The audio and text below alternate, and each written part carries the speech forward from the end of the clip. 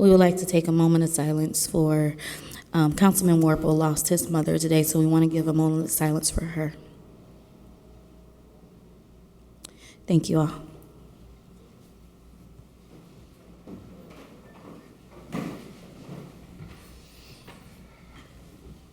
Roll call. Alexander, Present. Spitali, Vanez, Here. Kalwinski, Torres, Here. Tyler, Here. Emerson, Warple, Rakos, Here. And Spitali. Spitali, Here. Okay, we have 8 present, 1 absent, and 1 present on Zoom.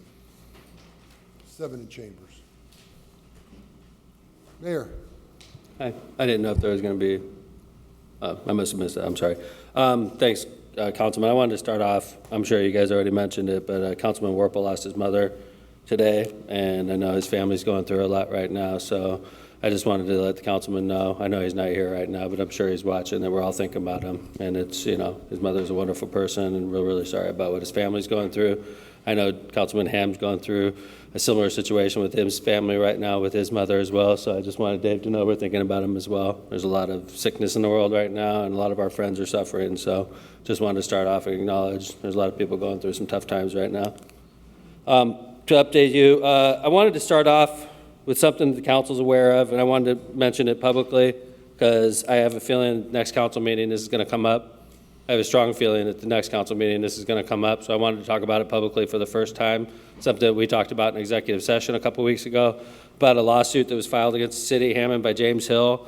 Lawsuit was filed a few years back. We've been litigating this through ICORN and ICORN for the better part of the last 3 years. To give you an idea of who James Hill is, James Hill was accused by the Hammond Police Department in 1980 of rape, robbery, and unlawful deviant conduct. This was shortly after Officer Pusalik was murdered, and the Hammond Police Department was going out looking for people that were suspected in that crime. Mr. Hill got swept up in that. He was charged with a different crime, although I think the Hammond Police Department felt strongly that he was also part of Officer Pusalik's murder. This was a long time ago, 1980. I was 11 years old at the time. Little did I know in 1980 this was going to land on our desk. Mr. Hill was convicted by a Lake County jury in 1982 on all 3 counts of rape, robbery, and unlawful deviant conduct. He was sentenced to 35 years in prison. Mr. Hill served 17 and a half years in prison, split between Michigan City and Westville. He was ultimately released in 1998 after 17 and a half years in prison, once DNA evidence, which was available in the 1990s, cleared him of the rape. He went to jail for rape, robbery, and unlawful deviant conduct. Obviously, if DNA clears him on the rape, he probably shouldn't have done 17 and a half years. He gets out of Lake County, he gets out of the federal prison system, files a lawsuit against the city of Hammond. Because when we take over, we've been litigating this case now for a number of years. We spent a lot of money litigating this case. The case went to trial about 6 months ago. I'm sure you're all aware, we talked about it at the time, there was a $25 million verdict entered against the city of Hammond in that trial. That's a massive verdict, obviously concerning. I do feel that the city has some liability. I think everybody was shocked at the amount of that verdict. Obviously, Mr. Hill went to prison for 17 and a half years. Obviously, that's worth a lot. The jury in that case felt it was worth $25 million. We appealed. When you appeal, the $25 million doesn't go away. It starts collecting interest. We collected close to $1 million in interest while we were on appeal. So the clock is ticking while we file our appeal. We felt strongly on our appeal. We thought it was a great appeal. It was similar to an appeal we filed in another case, very similar to this. It went down in the same time frame a few years back, called the Larry Mays case. We felt strongly that we were going to be successful in our appeal to the 7th Circuit, which is one step below the U.S. Supreme Court. They agreed to hear our case. We were litigating a case when we were mandated to go through a mediation. We went through one mediation that was not mandatory, it was voluntary, and we got a little bit closer, but not that close. Seventh Circuit mandated that we go to mediation again. Obviously, the purpose of mediation is to try to resolve disputes so that you don't have to go forward with litigation or an appeal in this case. At that mediation, we reached a verbal agreement for $9 million. So I want to talk to you a little bit about that.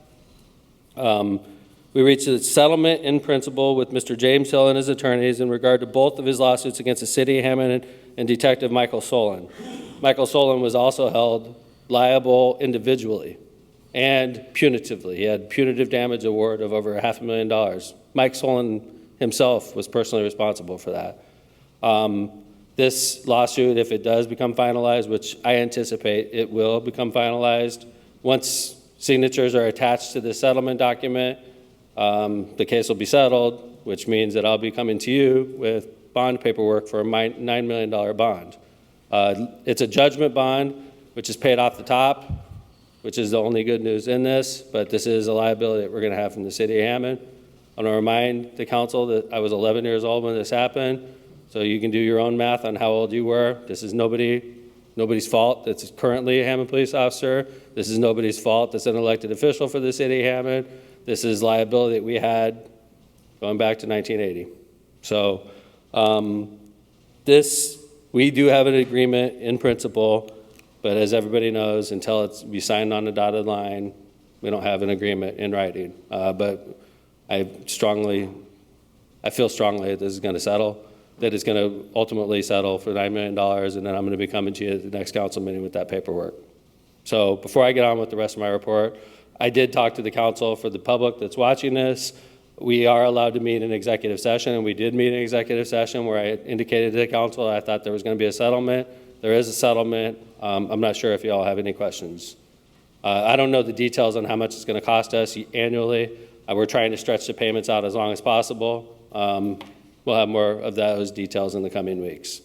This does put this case to rest once and for all. This takes care of all attorney fees, all interest, everything. It was a $25 million verdict with interest, and we got it settled for $9 million. I think it was a good case. I think that was a really good number.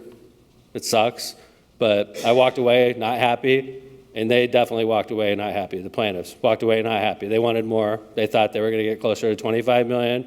I walked away not thrilled because last time I had a case like this, it cost us $4.5 million, so this cost us more.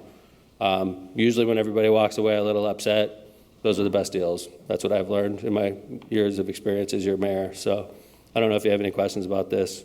I just thought it was a proper time to talk about it publicly. We've already talked about it privately, so I don't want anybody out there thinking if there's no questions asked, that the council doesn't have interest in this. We've already had this discussion privately in executive session. Nothing? Okay. I also want to just give you an update over the last couple of weeks. Met with the South Shore Convention and Visitors Bureau officials regarding the development of a possible fishing pier and walking track surrounding Optimist Lake, which is right by the Convention and Visitors Center. There's some interest from the Little Calumet River Basin Authority in helping us with that. There's also interest with the South Shore Convention and Visitors Bureau, and I think it would be a good tourist attraction. It's right off the highway there. There's a lot of hotels down there, and it's a lake that's 100 feet deep, believe it or not, over 100 feet deep. So, yeah, it's funny. It's man-made lake, but it's deep, deep. There's a crane in the middle of it, so if you ever want to go diving.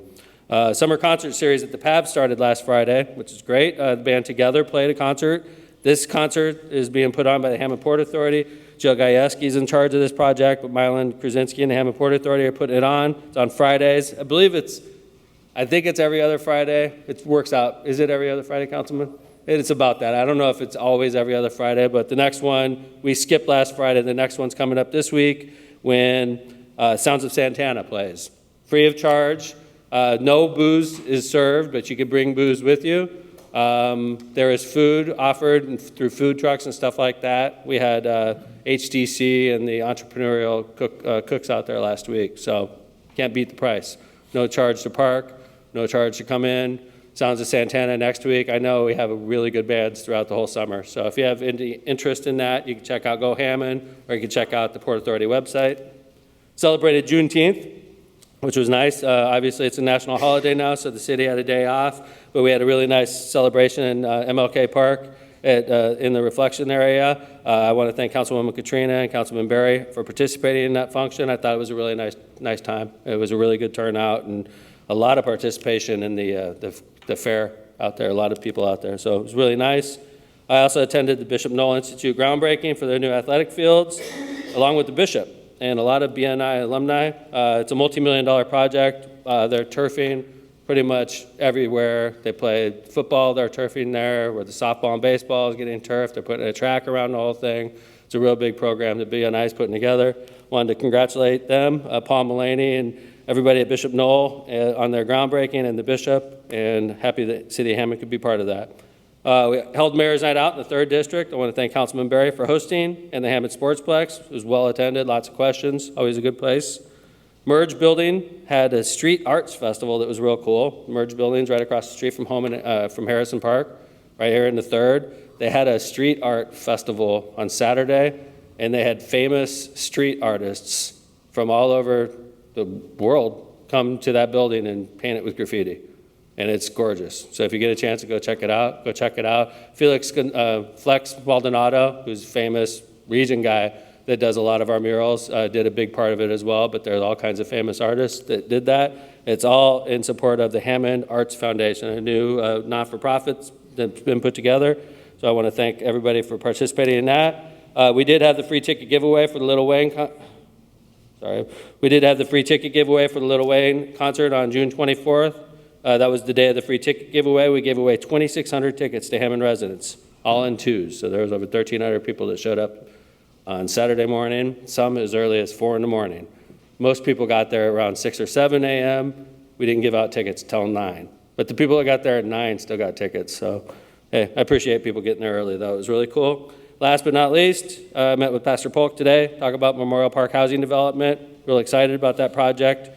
We got a boost with Secretary Buttigieg and the Department of Transportation, giving us extra money for our Governor's Parkway project that freed up money that we could use to help build the infrastructure of Memorial Park. So we're talking with confidence when we talk about Memorial Park now, because we have the money to get the infrastructure done. And I know Pastor Polk's excited about it, as well as the city, and we're going to be going to Philistine probably within the next couple months. By the end of August, I'd imagine we'll have a public meeting at Philistine where we'll gauge the community's input on what the project's going to look like.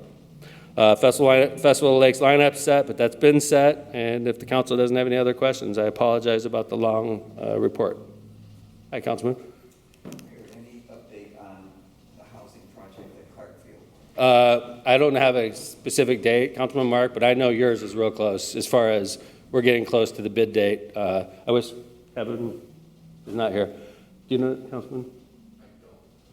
I want to say it's in July, where we're doing the public bidding for the lots. I'm pretty sure it's in July, Councilman Mark. I think it's after the fest, like late July. Going off the top of my head, but I'm pretty sure I heard Kevin say that a couple times. And that's going to be just like when we did the Las Marcias Estates, Councilman, where you just put up a lot and bid on it, and some of the lots go cheap, some of the lots have multiple bidders. So. And anything new on the data center?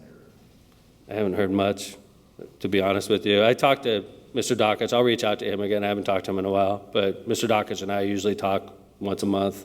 I owe him a phone call, actually, but I haven't heard much lately, Councilman. But everything with this whole AI boom and the fact that all the tech companies are doing really well, I don't think that's hurting us a bit with the data center.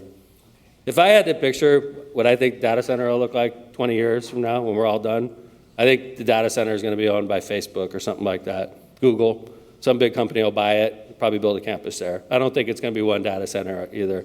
I think, honestly, that's what's going to happen. I don't know when it'll happen, but some big company will come along, buy that whole area, and probably build a couple data centers there, if I were going to make a prediction.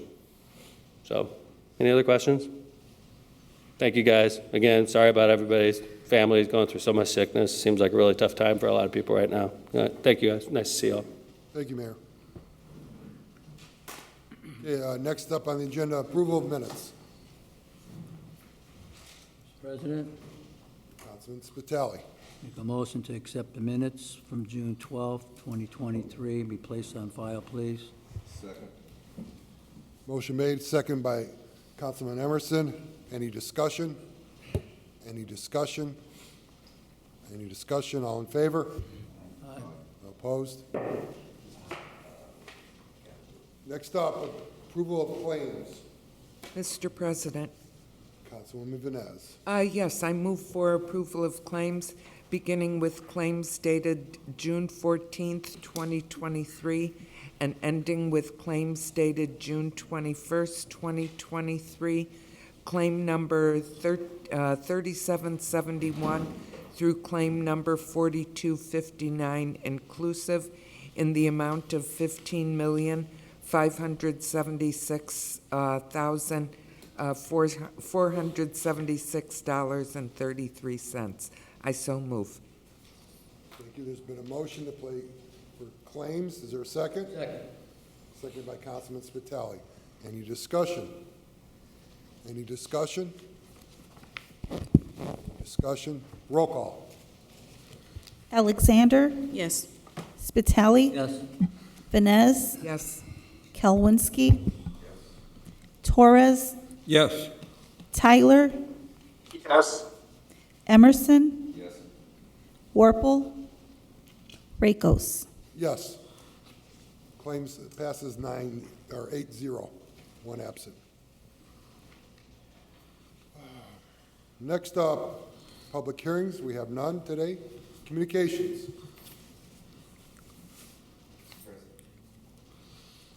Councilman Kowinski. Asking Park Neighborhood Association is holding its monthly meeting at the Hammond Mohawks at Calumet 141st Tuesday tomorrow at 6:30. Thank you. Thank you. Any other communications? Mr. President, Councilwoman Alexander. Hammers for Hearts is back. Glad to see this back. So if we have any of our elderly that would like to get an application, they can apply between August 1st and August 31st. Just want to put it out there ahead of time. And the work camp will begin July 21st through July 27th. So glad to see Hammers for Hearts back. You know, it was something great for the community when it was here before. And it allows the elderly to get some painting and things done like that for their homes. Thank you. Any other communications? Any other communications? Yes, Mr. President. Councilman Tyler. Yeah, I just want to thank everyone who contributed to the community celebration for the Hammond Central boys basketball team. We had a great time last week. We had a barbecue, bounce house. There were some games out there, DJ. So really just wanted to celebrate those young men on their big accomplishment this season. The majority of the seniors are going to go play college basketball, or at least kind of go into their field of study. So excited to see what they have to offer the city as they return back home. But I want to thank Councilwoman Alexander. I want to thank Myra Alvarez, Brandon Dorsey with Jump for Fun, and there were a couple other funders. I'm sorry, I'm blanking on. Kevin Smith, Solo Smith and Sursic for their support. The Hammond Fire Department was there.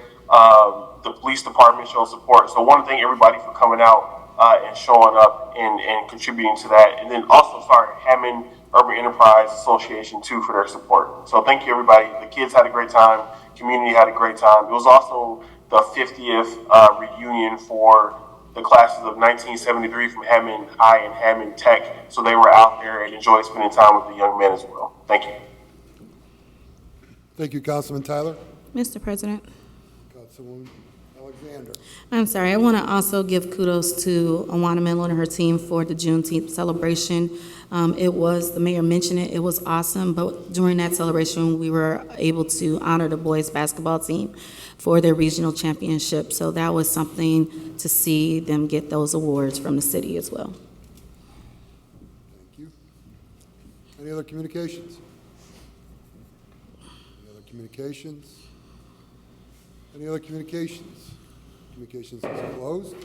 Committee reports. Mr. President, Councilwoman Vines. yes, I'd like to announce the upcoming Community and Crime Watch meetings. Community Watch at Mount Zion Pleasant View Plaza will be Wednesday, July 12th at 1 p.m. East Hammond Pullman Crime Watch will meet at Ophelia Steen on July 18th at 6 p.m. Edison Community Watch will not meet until September when school reopens. Harrison Park Crime Watch will meet, they have a meeting August 8th, but before that, they're having a block party at Harrison Park, and that will be July 22nd. Hessville Crime Watch will not meet in July. Irving Community Watch will not meet until September when school opens again. South Hammond Neighborhood Watch will not meet until October, somewhere around there. They have semi-annual meetings. And the Whiting Robertsdale Crime Watch will meet on Thursday, July 13th, 6:30 p.m. at Calumet College.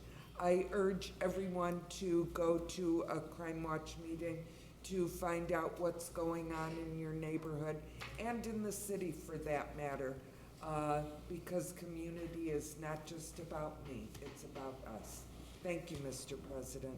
Thank you, Councilwoman Vines. Any other committee reports? Mr. President, Councilman Torres. from the Streets and Alley Committee, I'd like to happily report that the work is being started last week on Summer Street between Columbia and Indianapolis. It's total construction of sewers and curbs and sidewalks. Sidewalks are from Columbia all the way to Indianapolis, so the residents on the 12th through 1500 block of Summer and Sherman Street have been awaiting that for many, many years. So it's finally getting started. Like they already know, it's a 2-year project, over 2-year project. So brace yourself for additional construction in this city. And that's all, Mr. President. Thank you, Councilman Torres. President, Councilman Spitali. had a little bit on the capital board.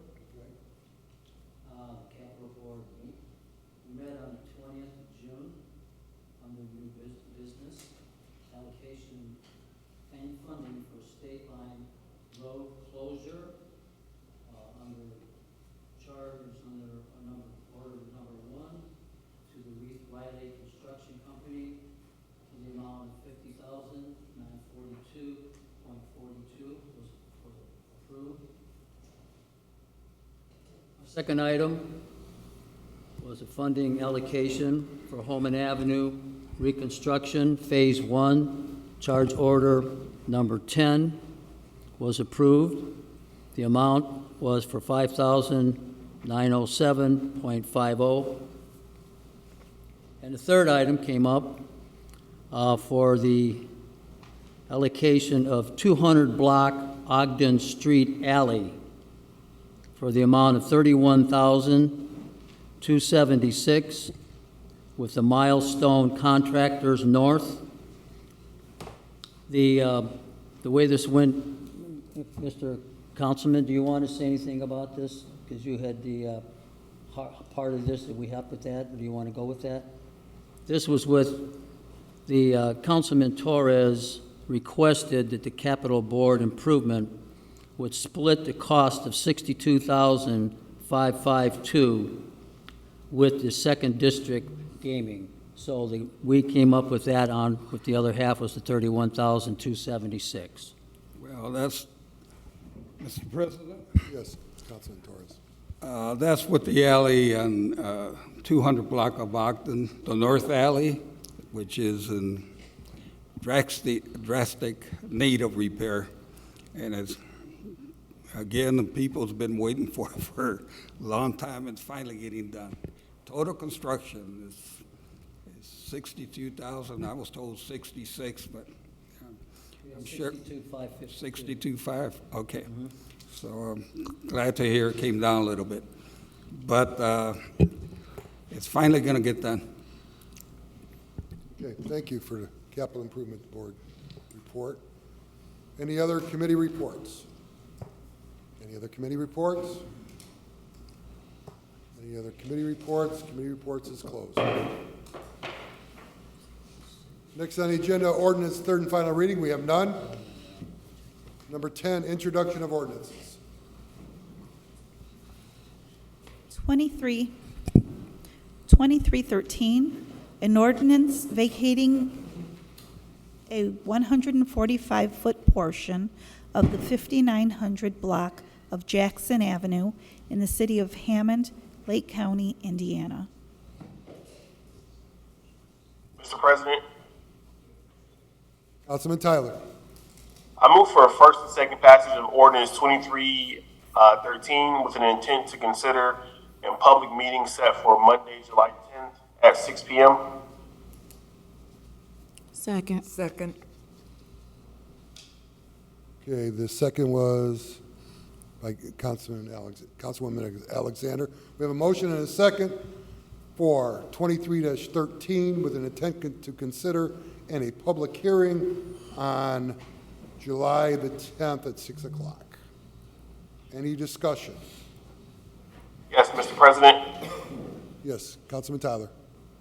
Yep, this ordinance is just to vacate a portion of land, actually give it back to the owners of the property next to it, and so they can establish their side yard and allow for them to do with that property as they would like.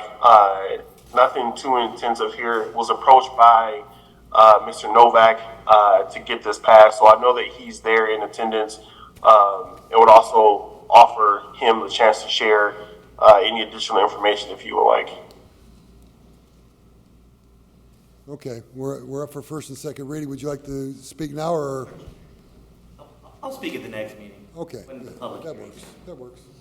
Does anybody else have any questions or any other discussion? Any other discussion? Any discussion? Roll call. Alexander, Yes. Spitali, Yes. Vines, Yes. Kalwinski, Torres, Yes. Tyler, Yes. Emerson, Yes. Warple, Rakos. Yes. First and second reading passes 8-0, 1 absent. That's the extent of our introduction of ordinances. Resolutions, we have none. Any new and unfinished business? Mr. President, Yes. Councilman Emerson. there will be a ribbon cutting this Thursday at 6:29 and 23, obviously, 3:30 p.m. at Calumet and River Drive, and regarding the new bike bridge. Thank you. Thank you. Any other new and unfinished business? Mr. President? Councilwoman Vines. Yes, and once again, I should have announced this under communications. But I did want to reiterate our fireworks ordinance. Fireworks are permissible from 5 p.m. until 2 hours after dusk, which is generally about 8:30, 8:45. So do the math on that. Beginning June 29th, going through June 30th, July 1st, July 2nd, July 3rd, July 5th, 6th, 7th, 8th, and 9th. Fireworks are also permissible on the 4th of July from 10 a.m. until 12 midnight. After that, please respect your neighbors and please be very careful so you don't start any fires.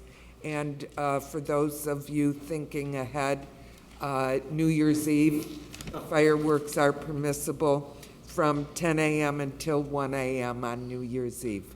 So thank you very much, Mr. President. Thank you, Councilwoman Vines. Mr. President, Councilwoman Alexander. just like Councilwoman Vines mentioned about 4th of July, I just ask that residents do not shoot firearms up in the air during the 4th of July to make them seem as if they are fireworks, because we know that what must go up has to come down, and we would not want anyone in our city to get hurt because of a stray bullet. Thank you. You? Any other new and unfinished? Any other new and unfinished business? Any other new and unfinished business? New and unfinished business is closed. Public expression, we have George Stoya from Robertsdale.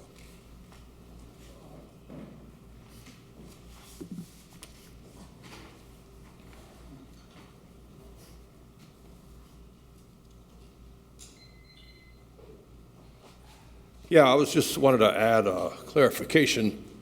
Sarah Reese did a good story on that Solon case. There's some dastardly stuff. That guy cost us some money. In addition to that, there's